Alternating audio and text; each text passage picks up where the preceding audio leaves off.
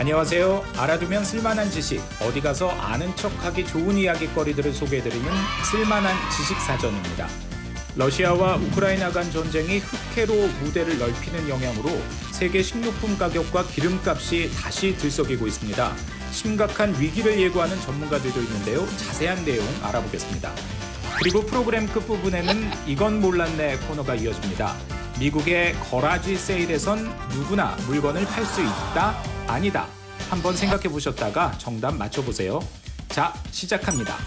우크라이나 전쟁의 확전 양상이 뚜렷해지면서 세계 식량 가격과 유가가 다시 들썩이고 있습니다.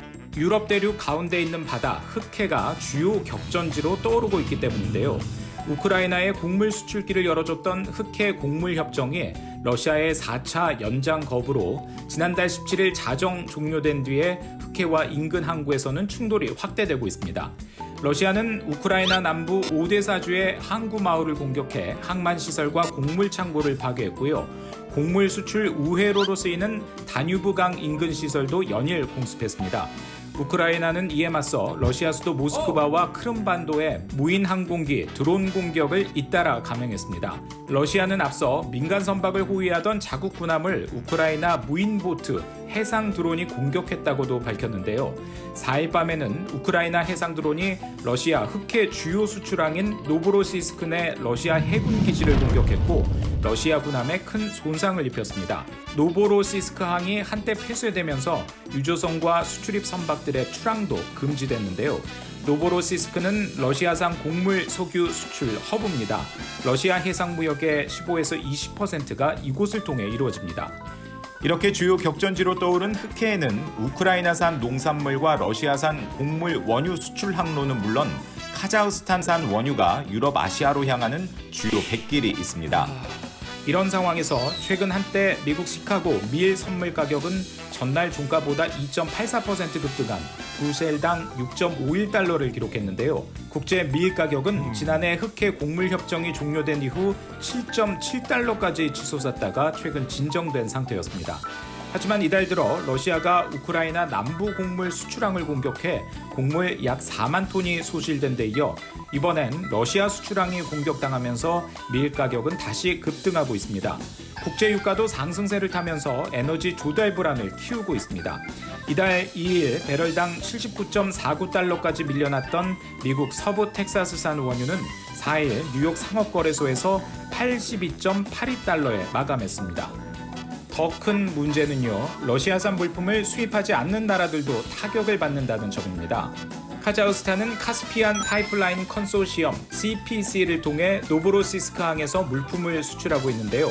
카자흐스탄에는 쉐브론과 엑손모빌 등 대형 석유 기업들이 진출해 있습니다. 또한 하루 250만 배럴 규모 카자흐스탄 원유가 유럽과 아시아 지역 정유업체로 향하고 있습니다. CPC가 중단되면 세계 에너지 가격이 출렁일 수밖에 없습니다. 전문가들은 흑해 일대에서 군사 충돌이 장기화할 경우 결국 석유와 곡물 등 주요 품목의 가격 변동성이 커질 것으로 보고 있습니다. 시장정보 분석 기업인 크플러의 빅토르 카토나 수석 원유 분석가는 어떤 물품이든 흑해를 가로질러 운송하는 것은 매우 위험해졌다고 얼마 전 블룸버그 통신에 밝혔는데요. 노보로시스크에서 인도 서부 해안으로 원유를 운송하는 비용이 최대 50%까지 상승할 수 있다고 강조했습니다. 블룸버그는 전쟁이 확대되면서 우크라이나 우방국에도 위협이 되고 있다고 분석했습니다. 최근 러시아는 우크라이나산 곡물 수출을 방해하기 위해 흑해 서쪽에 있는 다뉴브 강변 항구들을 영거푸 드론으로 공격했는데요. 그중에서 우크라이나 항구 도시 레니는 루마니아 국경과 불과 200m 떨어져 있습니다. 벨라루스 군용 헬기가 영공을 침범했다며 폴란드가 국경에 추가 병력을 파견하기로 했습니다. 러시아 용병업체 바그너 그룹 소속 병력이 벨라루스에 주둔하면서 긴장감은 더 높아진 상태인데요. 앞으로 상황 전개에 따라 국제 시장에서 식량 가격과 유가는 더욱 크게 영향받을 가능성이 큽니다. 보너스 정보 이건 몰랐네 시간입니다. 주말이 가까워지면 미국의 주택가에는 거러지 세일이나 야드 세일을 알리는 광고 표지판이 보입니다. 거러지는 차고, 야드는 집의 앞마당인데요. 집에서 쓰다가 더 이상 필요 없게 된 물건을 차고나 앞마당에 모아두고 필요한 이웃들에게 파는 행사가 거러지 세일, 야드 세일입니다. 여기서 파는 물건들의 가격은 대개 거의 공짜나 다름없이 헐값입니다. 돈을 벌기 위해서가 아니라 필요 없어진 물건을 처분하는 의미가 강한데요. 사는 사람 입장에서는 필요한 물건을 소매가보다 훨씬 낮은 가격에 가져올 수 있어서 알뜰 살림의 보탬이 됩니다. 미국인들의 실용적인 면모가 이 거라지 세일과 야드 세일에서 드러나는 건데요. 미국인들은 생활 방식에 있어서 남의 눈을 그다지 의식하지 않습니다. 그래서 중고 물품을 쓰는 것에 익숙하죠. 남이 쓰던 물건이라도 자신에게 필요하면 개의치 않습니다.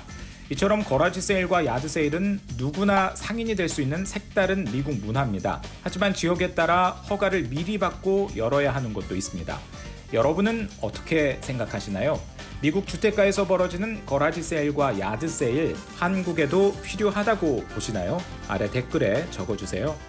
오늘 쓸만한 지식사전은 여기까지 하고요. 다음 시간에는 더 알찬 내용 가지고 찾아뵙겠습니다. 다음에 또 만나요.